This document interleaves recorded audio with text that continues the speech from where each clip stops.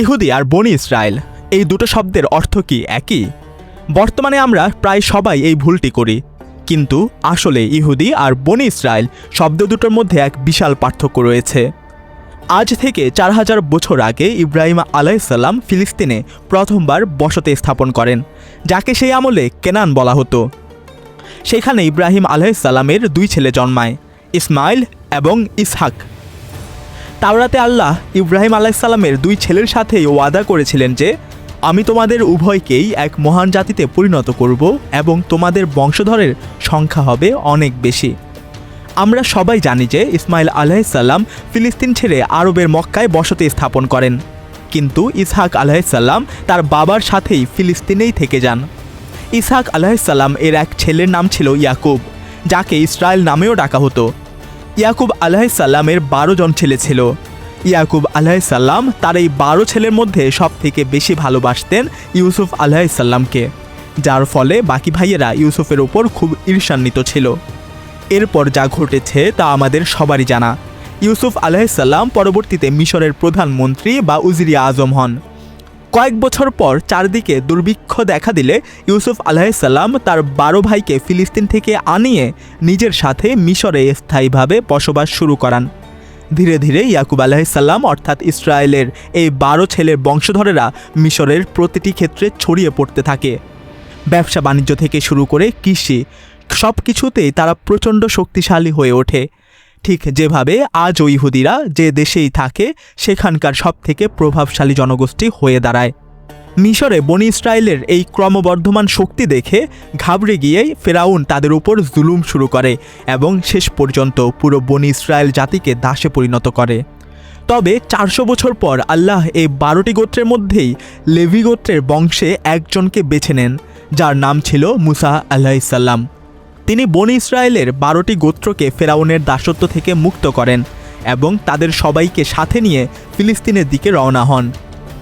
আল্লাহর হুকুমে মুসা আলাইহিসসালাম বনি ইসরায়েলকে ফিলিস্তিনে আক্রমণ করার নির্দেশ দেন, কিন্তু বনি ইসরায়েল তখন উত্তর দিয়েছিল, আপনি আর আপনার পালনকর্তা গিয়ে লড়াই করুন, আমরা এদের সাথে লড়তে পারবো না।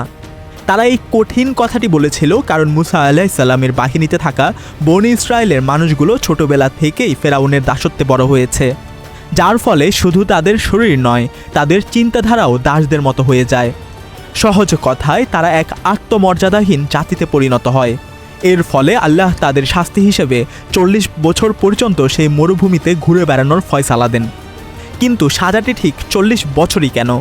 কারণ এই 40 বছরে বনি ইসরায়েলের সেই পুরনো প্রজন্ম যারা দাসত্বের মানসিকতায় বড় হয়েছিল তারা পুরোপুরি শেষ হয়ে যায় এবং মুসা আলাইহিসসালামের নেতৃত্বে এক নতুন প্রজন্ম সম্পূর্ণ স্বাধীন চেতনার সাথে বড় হয়ে ওঠে। শেষ পর্যন্ত বনি ইসরায়েলের এই নতুন প্রজন্মই ফিলিস্তিন এবং জেরুজালেম জয় করতে সক্ষম হয়। মুসা আলাইহিসসালামের পর বনি ইসরায়েল অনেক বছর ফিলিস্তিনে ছিল, কিন্তু পরে তাদের আবারও সেখান থেকে তাড়িয়ে দেওয়া হয়। এরপর আল্লাহ বনি ইসরায়েলের 12টি গোত্রের মধ্যে ইয়াহুদা গোত্রের বংশ থেকে একজন নবীকে বেছে নেন, দাউদ আলাইহিসসালাম। তিনি জেরুজালেম আক্রমণ করে তা পুনরায় জয় করেন এবং তার ছেলে সুলাইমান আলাইহিসসালাম এখানে প্রথম মসজিদ বা টেম্পল বাইতুল মুকাদ্দাস নির্মাণ করেন। এখন বনি ইসরায়েলের সবথেকে শক্তিশালী গোত্র হয়ে দাঁড়ায় এই ইয়াহুদা গোত্র, কারণ বিশ্বের সবথেকে প্রতাপশালী বাদশাহ সুলাইমান আলাইহিসসালামের সম্পর্ক ছিল এই গোত্রের সাথে।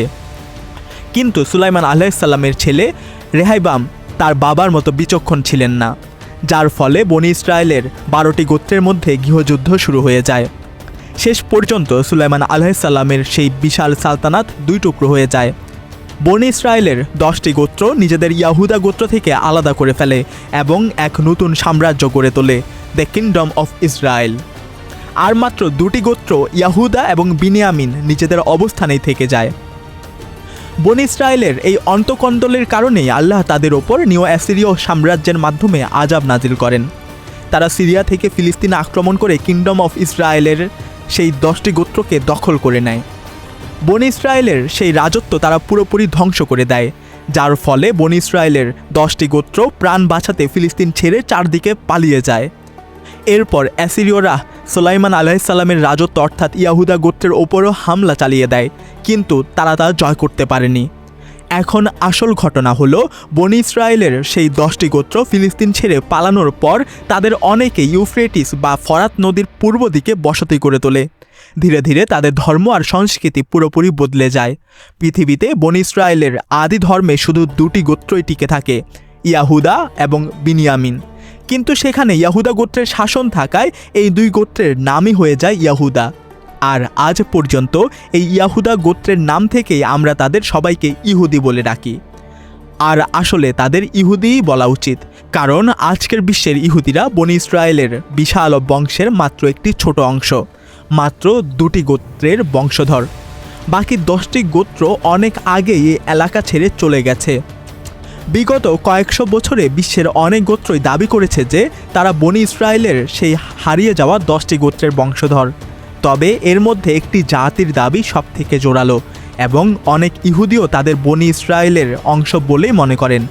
তারা হলো পাঠান। আজ থেকে 400 বছর আগে মুঘল সম্রাট জাহাঙ্গীরের আমলে প্রথমবার এই প্রসঙ্গটি ওঠে যে পশতুন বা পাঠান গোত্র আসলে বনি ইসরায়েলেরই অংশ। ইহুদিদের কিতাবেও এর উল্লেখ আছে যে বনি ইসরায়েলের 10টি গোত্রের বহু মানুষ ফরাত নদীর পূর্ব দিকে আবাদ হয়েছিল। এমনকি অনেক ইহুদি গবেষক মনে করেন পশতুনদের জীবনধারা এবং পশতুনওয়ালির সাথে ইহুদিদের অদ্ভুত মিল আছে। তবে এই বিষয়টি এখনও বৈজ্ঞানিকভাবে প্রমাণিত নয়। এই নিয়ে আমরা একটি বিস্তারিত ভিডিও বানাবো, তাই সাবস্ক্রাইব করে রাখুন। বনি ইসরায়েলের 10টি গোত্র হারিয়ে যাওয়ার পর বাকি 2টি গোত্রের শাসনও খুব বেশি দিন টেকেনি, কারণ ফিলিস্তিনের কাছেই ইরাকে এক বিশাল সাম্রাজ্য গড়ে উঠেছিল, যার বাদশাহ বক্তে নসরে ফিলিস্তিন আক্রমণ করে ইহুদিদের অস্তিত্ব সংকটে ফেলে দেয় এবং পুরো এলাকা ধ্বংস করে দেয়। সেখান থেকে সব ইহুদিদের দাসে পরিণত করে সে নিজের রাজধানীতে নিয়ে যায়। বক্তে নসর সুলাইমান আলাইহিসসালামের তৈরি সেই ঐতিহাসিক টেম্পেলটিও ধ্বংস করে দেয়। তবে এই ঘটনার 70 বছর পর ইরানের এক দয়ালু বাদশাহ সাইরাস দি গ্রেট ইহুদিদের দাসত্ব থেকে মুক্ত করে পুনরায় ফিলিস্তিনে ফিরিয়ে আনেন এবং সুলাইমান আলাইহিসসালামের সেই টেম্পেলটিও পুনরায় নির্মাণ করেন। কিন্তু তারও 600 বছর পর রোমান সাম্রাজ্য এই টেম্পেলটি আবারও গুঁড়িয়ে দেয়। আজ পর্যন্ত সেই টেম্পেলটি আর নির্মাণ করা সম্ভব হয়নি।